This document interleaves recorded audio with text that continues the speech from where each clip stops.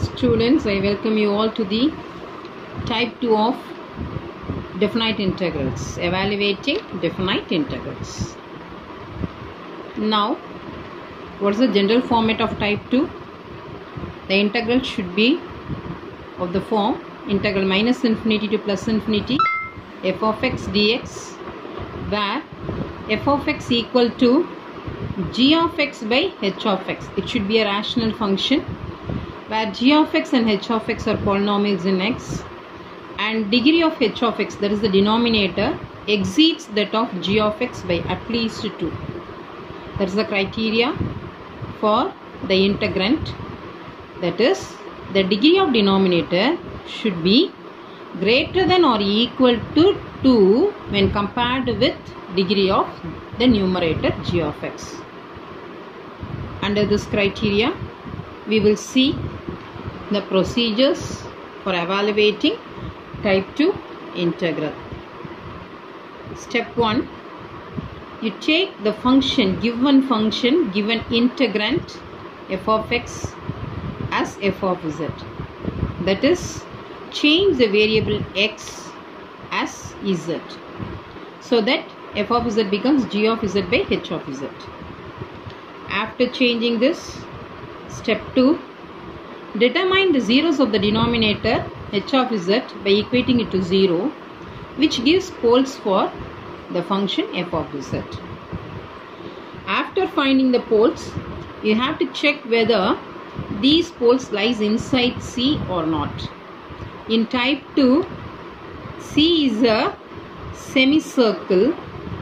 C is a semicircle together with the diameter which lies on the real axis minus r to r, center at the origin. So C is a combination of two curves. One is C1, the semicircle alone, together with the closed interval minus r comma r, which lies on the real axis. So this r is the radius of the semicircle C1, and this r is considered to be sufficiently large enough to cover the total upper half of the complex plane. You can take r as a very large value in such a way that it should cover the entire complex plane, the upper half of the entire complex plane. So simply saying your r approaches infinity.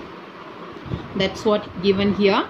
I have to choose a curve consisting of the interval minus r to r on the real axis and the semicircle modulus of z equal to r, that is center, origin and radius r. R is taken to be a very large one, and it covers only the upper half of the plane, and this upper half of the plane should have all the poles which lies interior of C. So very particularly, let me say in short form, here the pole lies inside C only when the imaginary part of the pole is positive. Why I am saying like that? For a point to lie in the upper half, y should be positive. What is y? The imaginary axis. So what is the complex number x plus iy? Y is the imaginary part. So whenever the imaginary part is positive, the point lies in the upper half of the plane, or else it goes to lower half. Now our consideration is only the upper half of the complex plane in terms of a semicircle and the part of a real line from minus r to r. So very simply, whenever your imaginary part is positive, you conclude that the point lies inside C. Whenever it is negative, you conclude that the point lies outside C in a short form.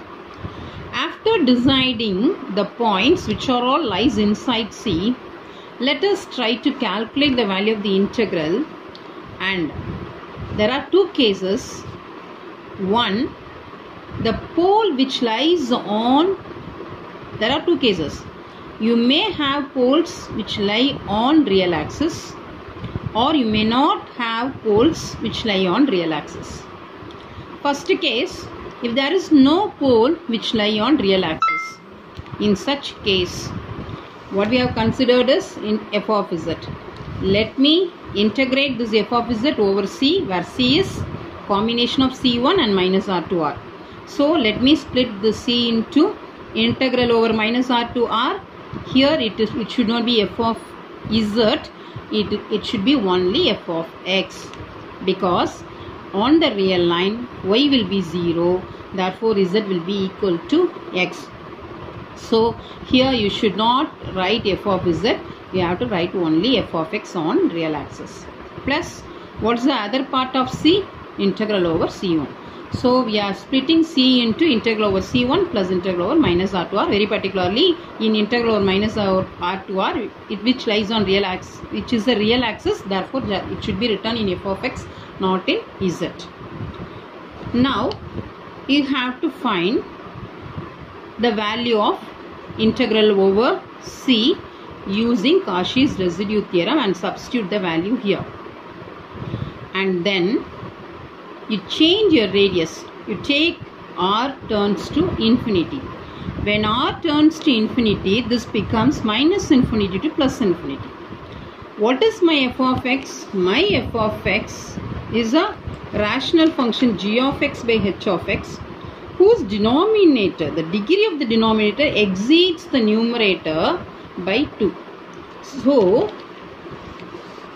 when r turns to infinity, integral over c1 f of z dz turns to 0. Now when this turns to 0, your integral, this first equation becomes integral over c f of z dz equal to minus infinity to plus infinity f of x dx, and this becomes 0. So you evaluate this using Cauchy's residue theorem and substitute the value here, and your right hand side is nothing but your given integral. So automatically you will get the answer for your given integral. So let me recall what are the procedures. You have to take your integrand to be f of z, that is change x in terms of z. Equate denominator to 0 and find the poles. Then you see whether the poles lies inside C or outside C. Whenever imaginary part is positive, it lies inside C. Whenever imaginary part is negative, it lies outside C. And then you have to check whether your pole lies on real axis or not. If doesn't lies on real axis, then you split your integral over C as integral over minus r to r plus integral over C1. And find the value of this one using residual theorem and make r turns to infinity. In that case it will become 0. So this answer will be equated to the given integral. But the second case, when the poles lies on real axis, for example, let me take a pole A which lies on real axis. Then you draw a semicircle C2 by taking A as center and radius as epsilon, a very small value. And this should not be included. This part is not included, only the semicircle alone. Now I have to change my equation 1 as, before that, this is minus r. So what is this point? This is A minus epsilon. This distance is epsilon, is the radius. So this side I am moving towards left. So A minus epsilon, and this point is A, this A plus this radius epsilon. When we move left, it is A minus epsilon. When we move right, it is A plus epsilon. Now using this, let me write integral over C f of z dz as, let me start from minus r to A minus epsilon, minus r to A minus epsilon, not f of z, it is f of x dx since it lies on real axis, plus, so I have completed up to this.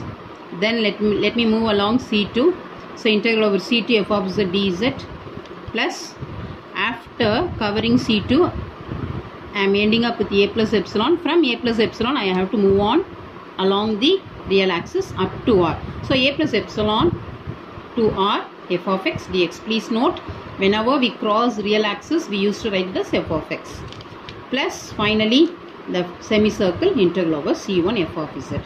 So I am splitting minus r to r as two integrals as minus r to a minus epsilon, a plus epsilon to r. If there is some other pole which lies on another pole lies on real axis, means once again I have to create a semicircle C3, and this part should be omitted, only the semicircle alone considered. So this part becomes b minus epsilon, the right side b plus epsilon. So how I have to change the integral now? Minus r to a minus epsilon plus integral over c2, then a plus epsilon to b minus epsilon, this line, then integral over c3, then b plus epsilon to r. See, a small change. You consider this radius as epsilon 1 and this radius as epsilon 2.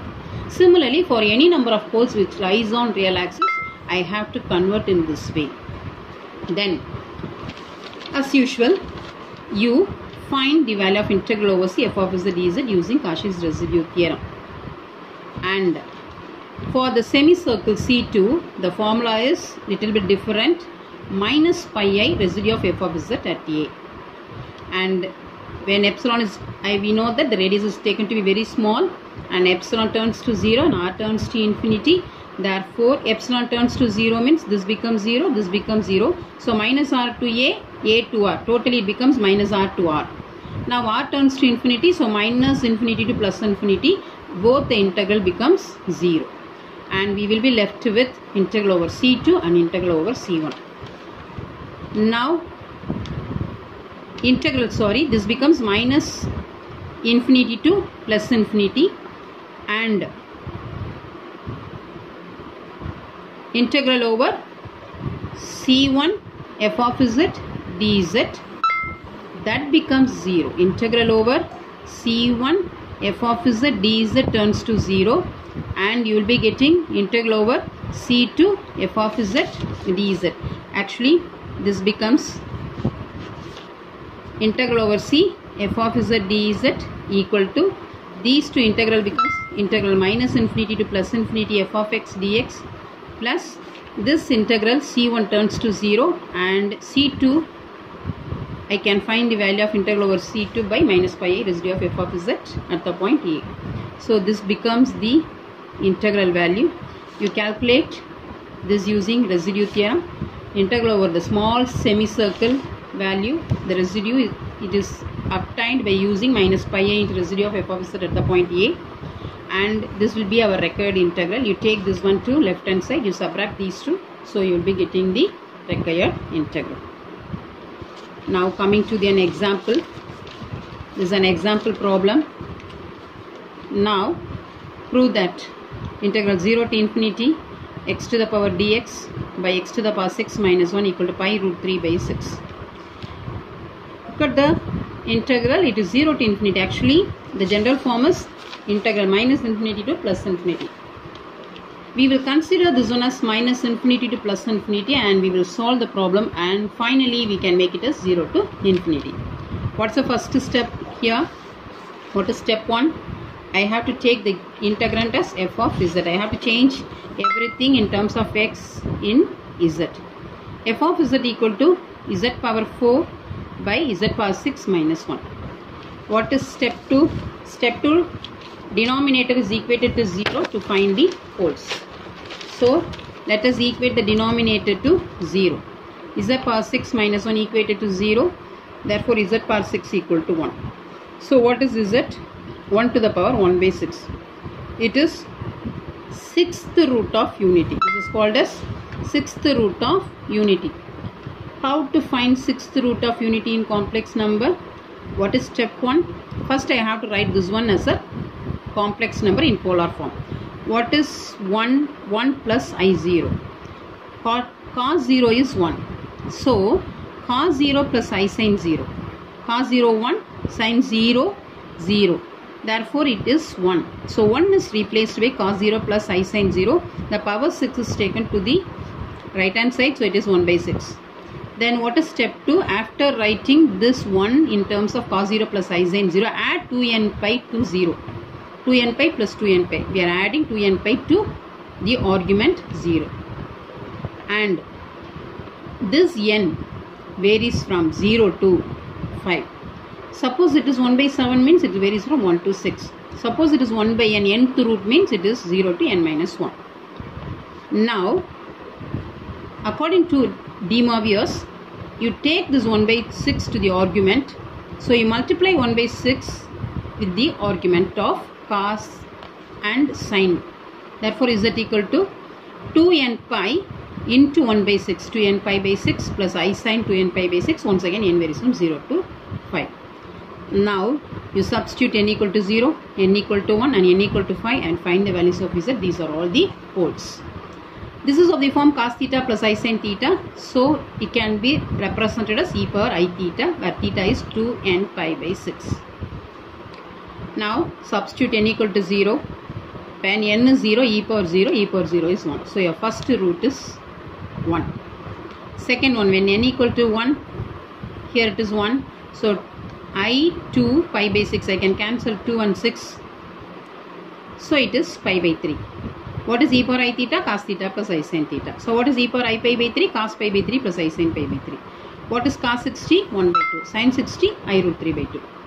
Here also, the imaginary part is positive. So, this Z2 lies inside C. Coming to the next one, n equal to 2, Z3. Substitute n equal to 2. 2 into 2, 4i pi by 6. Cancelling 4 and 6, it is 2i pi by 3. Cos 2 pi by 3 plus I sin 2 pi by 3 equal to minus 1 by 2 plus I root 3 by 2. For finding this, you can use calculator or else you can use basic trigonometry identities and you can evaluate this. Similarly, substitute n equal to 3, n equal to 4, n equal to 5, you will be getting these answers. Now, first one, z equal to 1. Z equal to 1. Yes, the first two z1 lies on real axis. The second root, it is positive actually. Real part is positive, imaginary part positive, so it will be lying in first quadrant, which is in the upper half of the plane. The second one, the imaginary value is positive, so it also lies on the upper half of the plane. Third one, minus 1 plus I0, minus 1 lies on real axis. And fifth one, imaginary part negative, here also imaginary part negative, so both of them lies outside C, that is below the below the real axis, that is lower half of the complex plane. So these two values will not lie inside the curve C. So we will omit these two and first let us write the integral over C f of z dz using this figure. Now what I have to do? I have to draw a semicircle. This is C1. Once again I have to draw a semicircle over here. It is C2. It is C3. Let me take the radius of C2 as epsilon 1, radius of C3 as epsilon 2. So this is minus 1. Since it is left hand side of minus 1, it is minus 1 minus epsilon 1. This point minus 1 plus epsilon 1. This one 1 minus epsilon 1, 1 plus epsilon 1. Now, what will be integral over C f of z dz? C is a combination of semicircle and the real line. So, now I have to write it as integral over C f of z dz is integral over C1 f of z dz plus, coming to the real line, integral minus R2 minus 1 minus epsilon 1 plus integral minus 1 plus integral over C2 f of z dz, then integral minus 1 plus epsilon to 1 minus epsilon 2 and next integral over C3, then integral 1 plus epsilon to R. Let us see. Integral over C f of z dz will be minus R2 minus 1 comma minus epsilon 1 plus the semicircle integral over C2 plus minus 1 plus epsilon 1 to 1 minus epsilon 2 f of x dx plus the semicircle C3, then 1 plus epsilon 2 plus r f of x dx, and finally the greater semicircle integral over C1 f of z dz. Now I have to calculate the value of integral over C2, integral over C3, integral over C. So I have to calculate the values of these three integrals, and this integral becomes 0. Integral over C1 becomes 0. Now let me calculate integral over C2 f of z dz. What is integral over C2? C2 is a semicircle, small semicircle above the real axis with the radius epsilon 1. So for that, what is the formula? Integral over C2 f of z dz will be minus pi I residue of f of z at the point A. So let us calculate residue for the two small semicircles. First one, integral over C2 f of z dz equal to minus pi I residue of f of z at the point minus 1. Minus pi I, let me use third method, h of minus 1 by k dash of minus 1, where h of z, the numerator of f of z, the numerator of f of z is z power 4, denominator is z power 6 minus 1. So it is z power 4, k of z is z power 6 minus 1, k dash of z is 6 z power 5 is minus 0. Now the point is minus 1. So what is h of minus 1? Minus 1 whole to the power 4. So minus 1 whole to the power even number, it is plus 1. Minus 1 whole to the power 5 is minus 5 minus 6. So pi I by 6. Calculating the next semicircle, integral over C3 f of z dz minus pi I residue of f of z at the point 1. Once again by the same method 3, minus pi I h of 1 by k dash of 1. We know h and k dash, substitute z equal to 1. This is 1, this is 6. So 1 by 6 is minus pi I by 6. So we have calculated integral over C2, integral over C3. Next I have to calculate integral over C using Cauchy's residue theorem. So by Cauchy's residue theorem, integral over C f of z dz is 2 pi I into sum of the residues. What are the points which lies inside C? Altogether 4 points, 2 on real axis and 2 which lies inside C. So we know what is Z2 and Z3. So we have to find residue at the points Z2 and Z3 and we have to sum up. So let us sum up the residues at Z2 and Z3. Once again by method 3. The point here is e power pi I by 3. So h of e power pi I by 3 divided by k dash of e power pi I by 3 plus h of e power 2 pi I by 3 divided by k dash of e power 2 pi I by 3. We know that h of z is z power 4. So z power 4. In the place of z we have to put e power pi I by 3.